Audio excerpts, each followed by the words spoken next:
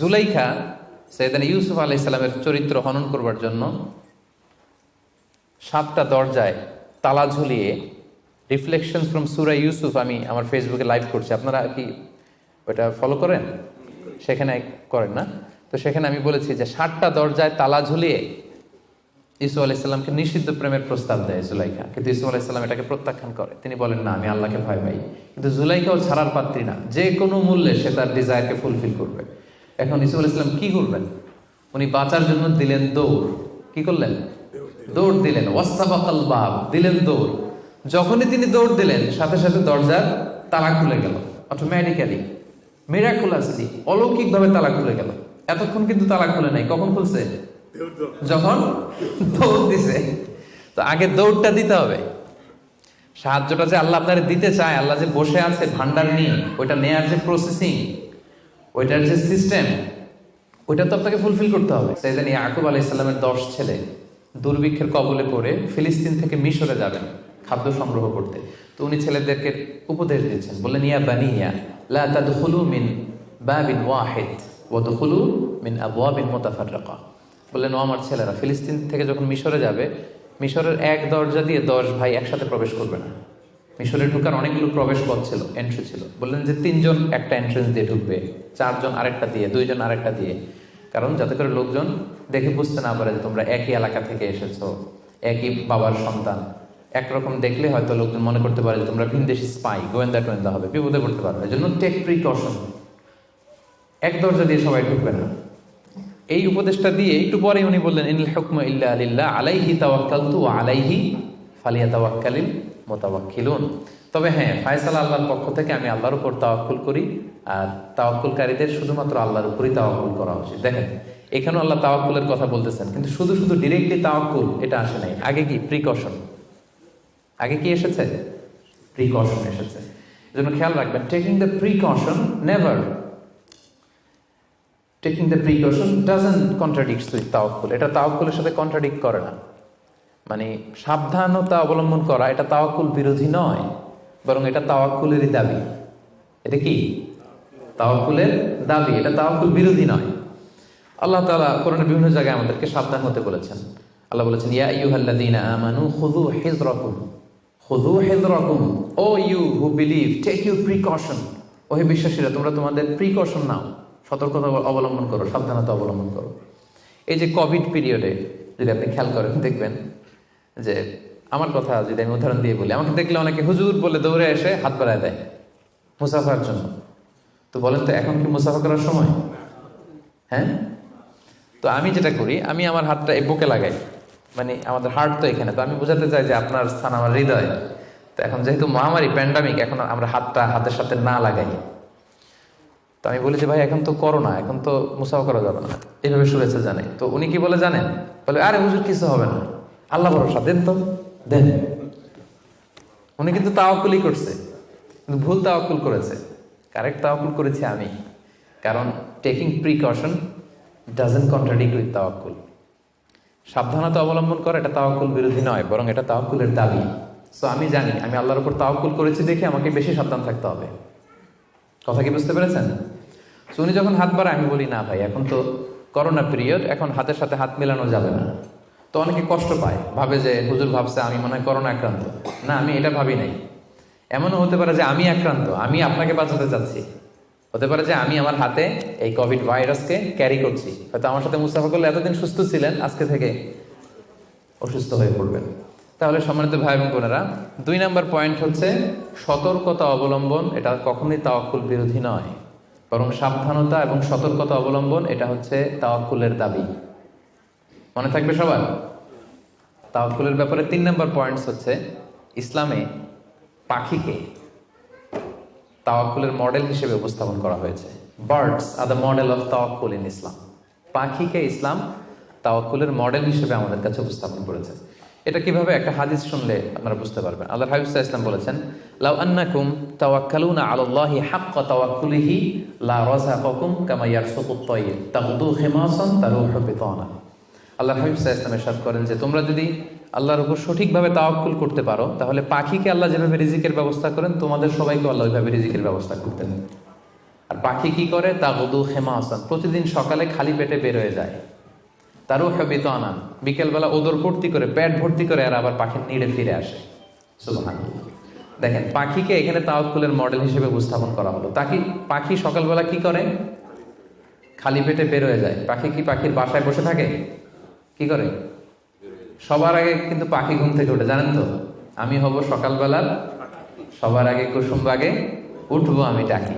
তো পাখি সবার আগে উঠে পাখি তার নিড থেকে, বাসা থেকে কিচির মিচির করতে করতে দেখবেন যে বেরোয় পড়ে। মানে ভেরি হার্ড ওয়ার্কিং। তারা বনে, বাদারে, নদীতে, জঙ্গলে ছুটতে থাকে। এবং বিকেল বেলায় ঠিকই প্রত্যেকটা পাখি খেয়ে পেট ভরে কিন্তু তারা আবার নিড়ে ফিরে। এই যে আপনি ফর এন এক্সাম্পল অ্যামাজন জঙ্গলের কথা যদি বলি, অ্যামাজন জঙ্গলে কি পরিমাণে পাখি আছে আপনি কল্পনা করতে পারেন? কত লক্ষ কোটি পাখি। একটা পাখিও কি না খেয়ে আছে? প্রত্যেকটা পাখিকে আল্লাহ তাআলা ওদর পূর্তি করে, তিনি তো রাজ্জাক, ওদর পূর্তি করে আবার পাখির নিড়ে ফিরিয়ে দেয়। তাহলে তাওয়াক্কুল করতে চাইলে পাখির মতো তাওয়াক্কুল করতে হবে। তাওয়াক্কুল যদি আমরা করতে চাই, আনসার মি, কিসের মতো তাওয়াক্কুল হবে? সবাই বলেন, তাওয়াক্কুল কিসের মতো হবে? পাখির মতো। পাখি যেমনি হাত গুটিয়ে বসে থাকে না তাওয়াক্কুল করে, সকাল বেলাই বাসা থেকে বের হয়ে পড়ে, কিচির মিচির করতে করতে ছুটতে থাকে, তারপরে ঠিক আল্লাহ তাআলা তার রিজিকের ব্যবস্থা করে তাকে নিড়ে ফিরিয়ে দেয়। তাহলে birds are the model of তাওয়াক্কুল ইন ইসলাম। আমাদেরকে খেয়াল রাখতে হবে যে হাত গুটিয়ে বসে থাকার নাম তাওয়াক্কুল না, সর্বোচ্চ প্রচেষ্টা করে আল্লাহর উপর ভরসা করা, এটার নাম হচ্ছে কি? তাওয়াক্কুল। কারণ ইসলাম সবসময় আমাদেরকে কাজের জন্য উৎসাহিত করে। আল্লাহ তাআলা বলছেন, ফাইদা কুদিয়াতিস সালাতু ফান্তাশিরু ফিল আরদি ওয়াবতাগু মিন ফাদলিল্লাহ। যখন সালাত শেষ হয়ে যায় তোমরা জমিনে ছড়িয়ে পড়ো।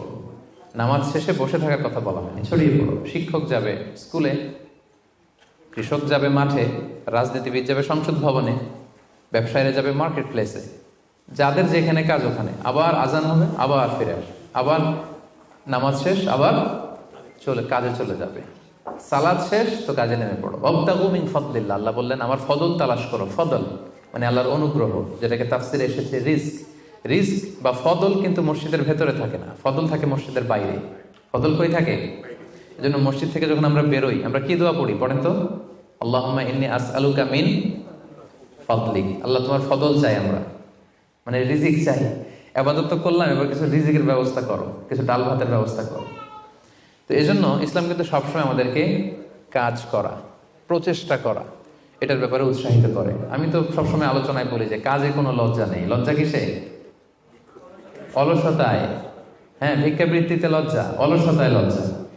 আমি সবসময় বলি যে পরিশ্রমে করলে যে ঘাম ঝরে, সে পরিশ্রমের লোনা ঘামে জন্মায় সফলতার বীজ। পরিশ্রমে কোনো লজ্জা নেই। ইসলাম সবসময় আমাদেরকে পরিশ্রম করতে শেখায়। তাওয়াক্কুলের ব্যাপারে ইসলামের সর্বশেষ দৃষ্টিভঙ্গি হচ্ছে আমরা সবাই আল্লাহ তাআলার সাহায্য চাই, কিন্তু আল্লাহ তাআলার সাহায্যের পূর্ব শর্ত হচ্ছে আগে প্রচেষ্টা করা, চেষ্টা করা। আপনি যদি চেষ্টা না করেন আল্লাহ তাআলার সাহায্য কখনো আসবে না। আগে আপনাকে চেষ্টা করতে হবে। আল্লাহ তাআলা নিজেই কালামুল্লাহ মাজিদে ইরশাদ করেছেন, ইন্নাল্লাহা লা ইউগাইয়িরু মা বিকওমিন হাত্তা ইউগাইয়িরু মা বিআনফুসিহিম। আল্লাহ ততক্ষণ পর্যন্ত কোনো জাতির ভাগ্যের পরিবর্তন ঘটায় না যতক্ষণ না তাদের ভাগ্য পরিবর্তনের চেষ্টা তারা নিজেরা না করে, ততক্ষণ পর্যন্ত আল্লাহ কখনো সাহায্য পাঠাবেন না। ইভেন কি নবীদের ক্ষেত্রেও ওনারা চেষ্টা না করলে আল্লাহ সাপোর্ট পাঠাতেন না। এমনকি নবীদের ক্ষেত্র দেখুন, জুলাইখা সাইয়েদনা ইউসুফ আলাইহিস সালামের চরিত্র হনন করবার জন্য 7টা দরজায় তালা ঝুলিয়ে, রিফ্লেকশনস ফ্রম সূরা ইউসুফ আমি আমার ফেসবুকে লাইভ করছি, আপনারা কি ওটা ফলো করেন? সেখানে করেন না? তো সেখানে আমি বলেছি যে 7টা দরজায় তালা ঝুলিয়ে ইউসুফ আলাইহিস সালামকে নিষিদ্ধ প্রেমের প্রস্তাব দেয় জুলাইখা, কিন্তু ইউসুফ আলাইহিস সালাম এটাকে প্রত্যাখ্যান করে। তিনি বলেন না, আমি আল্লাহকে ভয় পাই। কিন্তু জুলাইখাও ছাড়ার পাত্রী না, যে কোনো মূল্যে সে তার ডিজায়ারকে ফুলফিল করবে। এখন ইউসুফ আলাইহিস সালাম কি করবেন? উনি বাঁচার জন্য দিলেন দৌড়। কি করলেন? দৌড় দিলেন। ওয়াস্তাবাকাল বাব, দিলেন দৌড়। যখনই তিনি দৌড় দিলেন সাথে সাথে দরজার তালা খুলে গেল, অটোমেটিক্যালি, মিরাকুলাসলি, অলৌকিকভাবে তালা খুলে গেল। এতক্ষণ কিন্তু তালা খুলে নাই। কখন খুলছে? যখন দৌড় দিছে। তো আগে দৌড়টা দিতে হবে। সাহায্যটা যে আল্লাহ আপনার দিতে চায়, আল্লাহ যে বসে আছে ভান্ডার নিয়ে, ওইটা নেয়ার যে প্রসেসিং, ওইটার যে সিস্টেম, ওইটা তো আপনাকে ফুলফিল করতে হবে। এক লোক হুজুরের কাছে যে দোয়া চাইছে, হুজুর দোয়া করবেন আমার জন্য একটা ছেলে হয়। হুজুর দোয়া করে দিছে, ছেলে আর হয় নাই। পরের বছর আবার, হুজুর একটু দোয়া করে দেন যেন ছেলে হয়। হুজুর দোয়া করলেন কিন্তু ছেলে হয়নি। এরপরের বছর আবার হুজুর একটু দোয়া করবেন আমার যেন আল্লাহ ছেলে দেয়। হুজুর বললো ঘটনা কি? তো যুবকটা এটাকে বলতেছে, বাবা বিয়ে করেছো? না। বিয়ে করেছো? না বিয়ে করি না। তো বিয়েটা না করলে ছেলে আসবে কোত্থেকে? আগে তো বিয়ের পর্বটা সারবি, তারপরে না আল্লাহ ছেলে দেবে। কি বলেন? তো ওই আল্লাহ সাহায্য আসার জন্য যেটা দরকার ছিল, তখন একটা দৌড়ের দরকার ছিল। ঈসা আলাইহিসসালাম দিলেন দৌড়, সাথে সাথে দরজা খুলে গেল। মুসা আলাইহিসসালামের কথা খেয়াল করেন, ফেরাউন তার সৈন্য সামন্ত নিয়ে মুসা আলাইহিসসালাম এবং বনী ইসরাঈলকে ধাওয়া করলেন। ওনারা বাঁচার জন্য দৌড়ালেন। যেতে যেতে যেতে যেতে দেখলেন সামনে বিশাল লোহিত সাগর। এখন তো যাওয়ার আর জায়গা নেই, সাগরে ডুবতে হবে। মুসা আলাইহিসসালাম যেই কি দেখলেন যে সাগরের মাঝখানে বিশাল রাস্তা হয়ে গেছে, না হয়নি। আল্লাহ তাআলা মুসা আলাইহিসসালামকে বললেন, মুসা আনিদ্রিব বিআসাকাল বাহর, তোমার লাঠি দিয়ে সাগরে একটা বাড়ি মারো। আচ্ছা, মুসা আলাইহিসসালাম লাঠি দিয়ে সাগরে বাড়ি না মারলে কি আল্লাহ রাস্তা বানাতে পারে না? পারে না? পারে। কিন্তু আল্লাহ চাচ্ছেন যে মুসা তার রোলটা প্লে করুক। আমার দেয়ার একটা সিস্টেম আছে, আমার সাপোর্ট এন্ড হেল্প দেয়ার একটা প্রসেস আছে। আনিদ্রিব বিআসাকাল বাহর, লাঠি দিয়ে সাগরে একটা বাড়ি মারো। উনি তাই করলেন, লাঠি দিয়ে সাগরে বাড়ি মারতে দেরি, মুহূর্তের মধ্যে বিশাল রাস্তা। তাহলে দেখেন যে আল্লাহর সাহায্য প্রাপ্তির প্রথম শর্ত হচ্ছে আপনাকে প্রচেষ্টা করতে হবে। মারিয়াম আলাইহিস সালাম, ওনার গর্ভে আল্লাহ স্বামী ছাড়া সন্তান দিলেন। কি নাম সে সন্তানের? বলেন, ঈসা আলাইহিস সালাম। তো সন্তান ভূমিষ্ঠ হওয়ার পরে উনি প্রচন্ড ক্লান্ত, শ্রান্ত, পেরেশান, প্রচন্ড ক্ষুধা। খেজুর গাছের নিচে বসেছিলেন, উপরে টসটসে খেজুর, প্রচন্ড ক্ষুধা। আল্লাহ বললেন ওয়া হুজ্জি, মারিয়ামকে বললেন, ক্লান্ত মারিয়ামকে, এইমাত্র বেবি ডেলিভারি হয়েছে, ওয়া হুজ্জি ইলাইকি বিজিযআইন নাখলাতি তুসাকিত আলাইকি রুতাবান জানিয়া। মারিয়াম একটু কষ্ট করে দাঁড়াও, দাঁড়িয়ে খেজুরের ডালটা ধরে একটু ঝাঁকুনি মারো, দেখবে যে টসটসে পাকা খেজুর নিচে পড়ছে। আল্লাহ চাইলে কি মারিয়াম এরকম টান না দিলে খেজুর নিচে ফেলতে পারেন না? পারেন। কিন্তু আল্লাহ চাচ্ছেন Maryam should play her role, সে যেন তার রোলটা প্লে করে, তারপর আল্লাহ তাআলার সাহায্য আসবে। তো সম্মানিত ভাই এবং বোনেরা, তাওয়াক্কুলের জন্য পূর্ব শর্ত হচ্ছে আপনার প্রচেষ্টাটা জরুরি। আপনি যদি প্রচেষ্টা না করেন কখনোই আল্লাহ তাআলার সাহায্য আসবে। আমাদের অনেক ভাইরা আল্লাহর সাহায্যের অপেক্ষায় হাত পা গুটিয়ে বসে থাকে। তাদের না আছে তারা শত্রুর বিরুদ্ধে বিজয় চায়, তারা এই পৃথিবীতে জয় জয়কার চায়, কিন্তু না আছে তাদের বিজ্ঞানে উৎকর্ষতা, না আছে প্রযুক্তিতে উৎকর্ষতা, না আছে যুদ্ধের জন্য অস্ত্র শস্ত্রের উৎকর্ষতা, কোনো কিছুতে তাদের প্রিপারেশন নাই, গ্রুমিং নাই, কিন্তু তারা শত্রুদের বিরুদ্ধে আল্লাহর সাহায্য চায়। আপনারা উত্তর দেন তো, আল্লাহ তাআলার সাহায্য পাওয়ার জন্য কি তারা উপযুক্ত হয়েছে? হয় নাই। You don't have the preparation, you don't have the grooming session, you don't have the effort and endeavour, so how do you get the help and support from Allah? কিভাবে পাবেন? আল্লাহর সিস্টেম তো এটা না। আপনাকে তো সর্বোচ্চ প্রচেষ্টাটা করতে হবে। তাহলে আমরা বুঝলাম, আমরা চেষ্টা না করলে আল্লাহর সাহায্য আসে না। আগে চেষ্টা করব, তারপরে তাওয়াক্কুল করব। আলোচনার এই পর্যন্ত আপনারা সবাই ক্লিয়ার না? একেবারে একদম ক্লিয়ার। আচ্ছা, এখন একেবারে শেষ পর্যায়ে আসছি। এখন আপনাদের কান দুইটা খরগোশের কানের মতো আর একটু খাড়া করে শুনতে হবে। সবচেয়ে ইম্পর্টেন্ট পয়েন্ট। একটা প্রশ্ন করতে চাই আপনাদের সবাইকে, সেটা হচ্ছে, বলেন তো এই পৃথিবীতে কোন ব্যক্তিটা সবচেয়ে বেশি আল্লাহ তাআলার উপর তাওয়াক্কুল করেছিল? হযরত মুহাম্মদ সাল্লাল্লাহু আলাইহি সাল্লাম। উনি বলেছেন। আর আপনাদের কোন উত্তর জানা আছে? এই পৃথিবীতে সবচেয়ে বেশি তাওয়াক্কুল আল্লাহ কে করেছে? আল্লাহর উপর ভরসা কে করেছে বলেন? আল্লাহর নবী মুহাম্মদ রাসূলুল্লাহ সাল্লাল্লাহু আলাইহি সাল্লাম। উনি ঠিকই বলেছেন, মাশাআল্লাহ ভাই সঠিক উত্তর দিয়েছেন। আল্লাহ রাসূল সাল্লাল্লাহু আলাইহি ওয়াসাল্লামের চেয়ে বেশি তাওয়াক্কুল কি এই পৃথিবীতে কেউ করতে পেরেছে? আপনাদের কনফিউশন দূর হওয়ার আগ পর্যন্ত আমি সামনে যেতে পারবো না। আমাকে উত্তর দিতে হবে যে এই পৃথিবীতে আল্লাহ রাসূল সাল্লাল্লাহু আলাইহি সাল্লামের চেয়ে বেশি কি কেউ তাওয়াক্কুল করতে পেরেছে আল্লাহর উপর? এই পৃথিবীতে সবচাইতে বেশি আল্লাহর উপর ভরসা রেখেছিল কে? আল্লাহ রাসূল সাল্লাল্লাহু আলাইহি সাল্লাম। তাহলে আসেন দেখি উনার তাওয়াক্কুল করার প্রসেসটা কি, উনি কিভাবে তাওয়াক্কুল করতেন। এটা দেখলেই তো আমরা ক্লিয়ার হয়ে যাব, তাই তো? উদাহরণ হিসেবে আমরা আল্লাহ রাসূল সাল্লাল্লাহু আলাইহি ওয়াসাল্লামের হিজরতের ঘটনাটা টানতে পারি। আপনারা একটু খেয়াল করবেন। আল্লাহ রাসূল সাল্লাল্লাহু আলাইহি ওয়াসাল্লামকে যখন মক্কায় হত্যা করার ষড়যন্ত্র করা হলো, আল্লাহ তাআলা বিষ্ণু সাল্লাল্লাহু আলাইহি ওয়াসাল্লামকে জানালেন যে মুহাম্মদ, এখন তোমাকে you have to migrate to Medina. মক্কাতে আর থাকা যাবে না, আর থাকা যাবে না, মদিনাতে হিজরত করো। হিজরত করতে যে ওনার তাওয়াক্কুল করার প্রসেসটাকে আমরা একটু দেখি, উনি কি করেছেন। আল্লাহ রাসূল সাল্লাল্লাহু আলাইহি ওয়াসাল্লাম হিজরতের অনেক মাস আগে সাইয়েদনা আবু বকর রাদিয়াল্লাহু তাআলা আনহুকে বলেছিলেন যে হয়তো মক্কায় আমার আর থাকা হবে না, মাতৃভূমি ছাড়তে হবে, তবে কোথায় হিজরত করবো আমি জানি না, সঙ্গী হিসেবে আবু বকর আমি আপনাকে চাই, আমি আপনাকে আমার সাথে চাই। তখন থেকে আবু বকর রাদিয়াল্লাহু তাআলা আনহু প্রস্তুতি নিয়ে আছে যে তিনি রাসূল সাল্লাল্লাহু আলাইহি ওয়াসাল্লামের সাথে যাবেন। রাসূল সাল্লাল্লাহু আলাইহি ওয়াসাল্লাম যখন ইমিডিয়েট অর্ডার আসলো আসমান থেকে যে আর মক্কায় একদিনও না, মাইগ্রেট টু মদিনা, রাসূল সাল্লাল্লাহু আলাইহি ওয়াসাল্লাম খুব দুপুর বেলায় এই ওহীটা, এই সিক্রেট মেসেজটা সাইয়েদনা আবু বকর রাদিয়াল্লাহু তাআলা আনহুকে জানাতে গেলেন। কখন গেলেন? দুপুর বেলায়, ওয়াক্তা যাহিরা, যে সময় আরবে মক্কায় কেউ ঘর থেকে বেরোয় না, 45 ডিগ্রি সেলসিয়াস, 50 ডিগ্রি সেলসিয়াস, প্রচন্ড তাপমাত্রা, কেউ বেরোয় না তখন। রাসূল সাল্লাল্লাহু আলাইহি ওয়াসাল্লাম নিজেও বেরোতেন না ওই টাইমে, বিশ্রাম করতেন ঘরে বসে। কাফেররাও ওই টাইমে বিশ্রাম করে, সবাই বিশ্রাম করে। প্রচন্ড রোদের তাপদাহ যখন মক্কায় চলে তখন তিনি বেরোতেন না, কিন্তু ওই দিন বেরোলেন। ওই দিন প্রচন্ড রৌদ্র উপেক্ষা করে তিনি বেরোলেন। পাশাপাশি রাসূল সাল্লাল্লাহু আলাইহি ওয়াসাল্লাম মুখে কখনো মাস্ক ইউজ করতেন না, মুখ ঢেকে রাখতেন না আর কি, ওই দিন ইউজ করলেন। সুবহানাল্লাহ পড়বেন না? ওই দিন তিনি চেহারা ঢেকে বেরোলেন যাতে কেউ ওনাকে না চিনে, এমন টাইমে বেরোলেন যাতে কেউ ওনাকে না দেখে। আবু বকর রাদিয়াল্লাহু তাআলার কাছে যেয়ে বললেন, আজকে রাতেই, বেশি কথা না, আজকে রাতেই বেরোবো।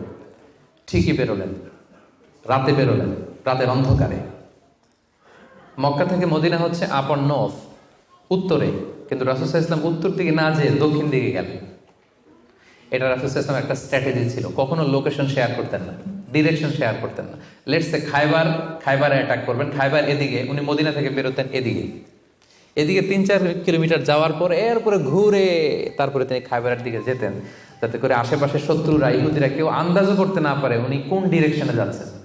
সুবহানাল্লাহ। উনি হিজরত করবেন মদিনায় উত্তরে, উনি মক্কা থেকে বেরোলেন কোন দিকে? টোটালি অপোজিট, দক্ষিণে বেরোয় গারে সাউর নামে একটা গুহা আছে, সেখানে 3 দিন স্টে করলেন। কয়দিন? তাহলে সম্মানিত ভাই বোনেরা দেখেন ওনার তাওয়াক্কুলের প্রসেস কি। উনি দুপুরে বেরোলেন গরমে, যাতে লোকজন না থাকে রাস্তায়। উনি মাস্ক পরে বেরোলেন, মানে মুখটা রুমাল দিয়ে ঢেকে বেরোলেন যাতে ওনার চেহারা কেউ না চেনে। উনি দিনে হিজরত করলেন না, উনি রাতে হিজরত করলেন। উনি যাবেন একদিকে, বেরোলেন আরেক দিকে। চিন্তা করেছেন আল্লাহ রাসূল সাল্লাল্লাহু আলাইহি ওয়াসাল্লামের তাওয়াক্কুলের কথা? চিন্তা করেছেন? যিনি আল্লাহর উপর সবচেয়ে বেশি তাওয়াক্কুল করেন, তিনিও প্রচেষ্টা ছাড়া, কখনো চেষ্টা করা ছাড়া নিজের ভাগ্য আল্লাহর হাতে ছেড়ে দিতেন না। আমাদের মতো যা করে আল্লাহ ভরসা, যা করে আল্লাহ, এটা করতেন না তিনি। উনার সাধ্যের সর্বোচ্চটুকুন উনি চেষ্টা করতেন। রাতের বেলায় বেরিয়েছেন। আমরা হলে টিপিক্যাল মোতাওয়াক্কিল, আমরা কি করতাম? আমরা বলতাম আমরা দিনের বেলা বেরোবো কাফেরের সামনে দিয়ে, দেখি কার শক্তি বেশি, কাফেরের শক্তি বেশি না আল্লাহর শক্তি বেশি। আমরা এরকম আবেগঘন কথা বলি না, দেখি কার শক্তি বেশি, আমি আল্লাহর রাসূল, আমার কিভাবে ঠেকায়, দিনের বেলা বেরোবো সবার সামনে, দেখি শক্তি কার বেশি, আজকে প্রমাণিত হয়ে যাবে আল্লাহ বড় না কাফেররা বড়। এরকম আবেগী বুলি ছেড়েছিলেন তিনি? ওনার সাধ্যের, ওনার ইন্টেলেক্টের, ওনার বুদ্ধি বিবেচনার, ওনার পলিটিক্যাল কোয়ালিটির সর্বোচ্চটুকুন তিনি অ্যানালাইসিস করে সর্বোচ্চটুকুন করেছেন। তারপরে তিনি আল্লাহর উপর তাওয়াক্কুল করেছেন। এবার আরেকটা প্রশ্ন করবো, বলেন তো এই হিজরতের সময় রাসূল সাল্লাল্লাহু আলাইহি ওয়াসাল্লামের সাথী কে ছিল? সবাই বলেন আবু বকর রাদিয়াল্লাহু তাআলা আনহু। হ্যাঁ, আপনাদের উত্তর সঠিক হয়েছে। এবার দেখি উনি কিভাবে তাওয়াক্কুল করলেন এই ইনফরমেশন পেয়ে। উনি যখন শুনলেন রাসূল সাল্লাল্লাহু আলাইহি ওয়াসাল্লাম আজকে রাতেই বেরোবে, সাথে সাথে ওনার অ্যাক্টিভিটি শুরু করে দিলেন। কি অ্যাক্টিভিটি শুরু করলেন? ওনার ছোট্ট ছেলের নাম আব্দুল্লাহ, অনেকেই জানে না এটা, আব্দুল্লাহ ইবনে আবু বকর। আব্দুল্লাহকে ডেকে বললেন, আব্দুল্লাহ, আমরা আজ রাতে রাসূল সাল্লাল্লাহু আলাইহি ওয়াসাল্লামকে নিয়ে হিজরতের জন্য গারে সাউরে 3 দিন থাকবো। কয়দিন? 3 দিন। তুমি ছোট্ট মানুষ, তুমি প্রতিদিন এই 3 দিন সকালে মদিনার মার্কেট প্লেসগুলোতে ঘুরে ঘুরে দেখবা যে কাফেরদের রিঅ্যাকশনটা কি। আমরা যে বেরোয় গেছি মক্কা থেকে, what they say about us, কি বলে। আর প্রতিদিন একটা নির্দিষ্ট টাইমে আমাদের জন্য খাবার প্যাকেট করে নিয়ে গারে সাউরে দিয়ে আসবো। ফার্স্ট ফ্যাক্টর অথেন্টিকেশন দেখেন, 1 নম্বর। 2 নম্বর, আবু বকর ভাবলেন মক্কা থেকে বেরিয়ে গারে সাউর যখন সে যাবে তাকে কেউ দেখলে সন্দেহ করবে না, কারণ ছোট মানুষ। কিন্তু তার যে ফুট স্টেপ থাকবে, বালুর উপর দিয়ে হাঁটলে ওখানে কি পড়ে? ফুট স্টেপ পড়ে না, পায়ের চিহ্ন পড়ে না। উনি ভাবলেন যে তার যে ফুট স্টেপ, ছোট বাচ্চার ফুট স্টেপ, আমাদের খুঁজতে খুঁজতে কেউ যদি আব্দুল্লাহর পায়ের ছাপ, ফুট স্টেপ ফলো করে, সিম্পলি ওইটা ধরে আমাদের গারে সাউরে চলে আসবে, তাই না? উনি যেটা করলেন, ওনার একজন মেষ পালক ছিল, তার নাম হচ্ছে আমির ইবনে ফুহায়রা। আমির ইবনে ফুহাইরাকে উনি বললেন, তোমার কাজ হচ্ছে প্রতিদিন ছোট্ট আব্দুল্লাহ যখন আমাদেরকে গারে সাওয়ারে খাবার দিয়ে ফিরে আসবে, ও যেই পথে গিয়েছে ওই পথে আমাদের ছাগলগুলো আধা ঘন্টা 1 ঘন্টা তুমি চড়াবা ওই জায়গায়। ওইখানে যখন ছাগল চড়াবা তখন আর আব্দুল্লাহর ছোট পায়ের ফুটস্টেপ থাকবে না, তখন ছাগলের পায়ের ছাপ থাকবে। সুবহানাল্লাহ বলবেন না? কি চমৎকার ভাবে উনি সতর্কতা অবলম্বন করেছেন, যাতে আব্দুল্লাহর পায়ের ছাপ বোঝা না যায়। তুমি আব্দুল্লাহ ফিরে আসার পরে সেখানে আমাদের মেষগুলো চালনা করবে, যাতে করে তার পায়ের ছাপগুলো মুছে যায়। এখানেই শেষ না। এরপর তিনি আব্দুল্লাহ ইবনে উরাইকিত নামে একজন স্পেশাল লোককে ভাড়া করলেন। উনি বললেন যে আমরা মদিনা যাব, সবাই যেই পথে যায় ওই পথে যাব না, কাফেলা যেই পথে মক্কা থেকে মদিনায় যায় ওইটাই যাব না, ভিন্ন আনফ্যামিলিয়ার আনইউজুয়াল কোনো পথ যদি থাকে সেই পথে আমরা যাব, সেই পথ তুমি জানো। তাকে ভাড়া করে রাখলেন। ঠিক তাই হলো। প্রতিদিন ছোট্ট আব্দুল্লাহ খাবার নিয়ে যায়, ও ফিরে আসলে আমির ইবনে ফুহাইরা ছাগল চড়ায় পায়ের ছাপ মুছে দেয়। আর 3 দিন শেষে আল্লাহ রাসূল সাল্লাল্লাহু আলাইহি ওয়াসাল্লাম সেই আব্দুল্লাহ ইবনে উরাইকিতকে নিয়ে ভিন্ন একটা পথে, সাহেলি পথে, সাগরের পাশ ঘেঁষে চলতে শুরু করলেন। কিছু দূর যাওয়ার পরে সে বলল যে এই পথে আমি অনেক দূর এসেছি, আর যাব না, এখান থেকে সোজা যদি আপনি হাঁটেন একেবারে মদিনা চলে যাবেন। সুবহানাল্লাহি ওয়া বিহামদিহি। দেখেন, এই ছিল ওনাদের আল্লাহ রাসূল সাল্লাল্লাহু আলাইহি ওয়াসাল্লাম, এবং পৃথিবীর সবচেয়ে শ্রেষ্ঠ মানুষ। নবীদের মধ্যে শ্রেষ্ঠ হচ্ছেন আল্লাহ রাসূল সাল্লাল্লাহু আলাইহি ওয়াসাল্লাম, আর সাহাবাদের মধ্যে সবচেয়ে শ্রেষ্ঠ কে ছিলেন? আবু বকর রাদিয়াল্লাহু তাআলা। মক্কায় তখন ঘোষণা দেয়া হলো যে আবু বকর এবং মুহাম্মদ পালিয়েছে, যে মুহাম্মদের মাথা কেটে দিতে পারবে তাকে 100 উট দেয়া হবে। তখন সুরাকা ইবনে মালিক নামে একজন লোক, সে সামহাও জানতে পেরেছে যে আবু বকর এবং আল্লাহ রাসূল সাল্লাল্লাহু আলাইহি ওয়াসাল্লাম এই পথে চলেছে। সে আল্লাহ রাসূল সাল্লাল্লাহু আলাইহি ওয়াসাল্লামের মাথা কাটার জন্য রওনা হয়েছে। পরবর্তীতে সে মুসলমান হয়েছে। কিন্তু সে যখন গেল, সে দেখলো যে আল্লাহ রাসূল সাল্লাল্লাহু আলাইহি ওয়াসাল্লাম ওটের উপরে চড়ে এত কোয়াইট এন্ড কাম, এত ঠান্ডা মাথায়, খুব প্রশান্তির সাথে তিনি কোরআন তেলাওয়াত করছেন। কি করছেন? শুধু ওট যাচ্ছে আর উনি কি করছেন? কোরআন তেলাওয়াত করছেন। কারণ now he is in the state of তাওয়াক্কুল। Now he is in the state of তাওয়াক্কুল। কারণ এখন তিনি তাওয়াক্কুলের স্টেটে আছেন। ওনার হাতে, ওনার মেধায়, ওনার ইন্টেলেক্টে, ওনার বুদ্ধিতে যা করার ছিল একটাও ছাড়েননি। সর্বোচ্চটা চেষ্টা করে উনি শেষ করে ফেলেছেন। Now he is in the state of তাওয়াক্কুল। এখন তিনি তাওয়াক্কুলের স্টেটে আছেন। কি করছেন? Now he is reciting the holy Quran, very quiet and come.